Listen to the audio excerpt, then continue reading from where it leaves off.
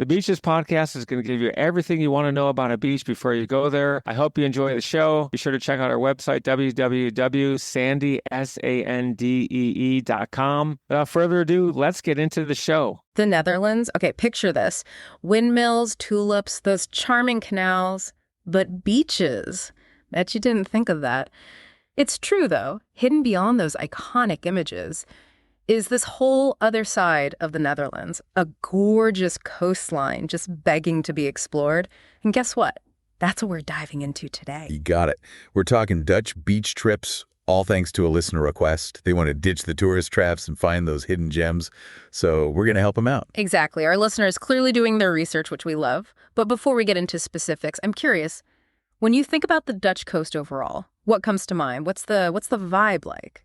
Well, you're right. It's not usually the first thing people think of for a beach vacation. Yeah. Right. But that's part of the beauty. It's unexpected. You've got this surprisingly extensive coastline hugging the North Sea. Okay, North Sea. That already gives me some clues. Probably a bit windier than, say, the Mediterranean. Oh, you better believe it. Wind's a given, which is amazing if you're into windsurfing or kite surfing. The North Sea is perfect for that. But even on sunny days, pack a sweater or windbreaker. That breeze can be chilly. Good point. I'm always underestimating a good sea breeze. Then again, I'm also the one who forgets sunscreen. Happens to the best of us. Yeah. But yeah, the North Sea, it's got a mind of its own. Dramatic tides, too. You'll see these amazing sandbars exposed at low tide. Fun to explore, but watch out. Those tides turn fast. Okay, safety first. Got it. Now, you mentioned exploring, and something tells me the Dutch coast is more than just sunbathing. I mean, we got a listener who's clearly into the less touristy stuff. What's out there for them? Oh, tons. We touched on the wind and kite surfing. That's huge. But sailing? Kayaking, too. Ever heard of block carting? Block carting. That even a word? You gotta explain this one. Picture this. You're in this lightweight cart, 3 wheels, big old sail attached. It's like land sailing, but way faster, zipping along the beach. They've got wide open spaces, perfect for it. Okay, that sounds awesome and very on brand for the Netherlands, using that wind to your advantage. But let's say you're not the speed demon type, more into, like, connecting with nature. What's there for that? You are in luck. The Dutch coast is a haven for nature lovers. Imagine, right? Hiking or cycling along these incredible dunes, fresh sea air. Or grab some binoculars, head to a bird watching reserve. They got tons. Might even spot some rare birds just passing through. Now that sounds peaceful. Oh, and if you're really lucky, seal spotting tours. No way.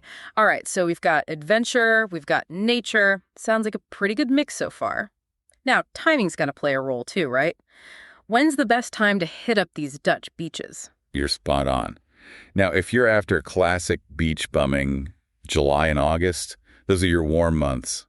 Busiest time to visit, though. Makes sense. Everyone's got the same idea. Exactly. So if you want something a bit more peaceful, think about the shoulder seasons. You mean like May, June, September? Bingo. Still pleasant weather, way fewer crowds.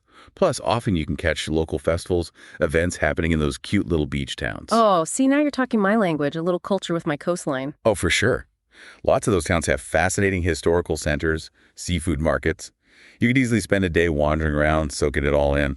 This is dangerous. I'm already picturing myself there. Okay, so we can't list every beach, but for someone just starting their research, what are a few examples that really highlight everything we've talked about? Absolutely. So for that island life, can't go wrong with Texel. Biggest of the Wadden Islands, bit of everything.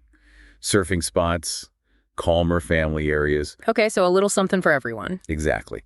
Now, if you want a true escape, untouched natural beauty, Scheveningen. Another Wadden Island, but car-free. Just pure serenity. I bet the energy there is totally different. Night and day. And finally, for beaches plus history, check out Zandvoort.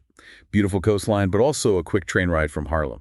It's a historic city, super charming. Ooh, I love that. History after a beach day. Best of both worlds. Right. It all boils down to what you're looking for. Do your research. Find that perfect spot. Couldn't agree more. You've given us so much to think about.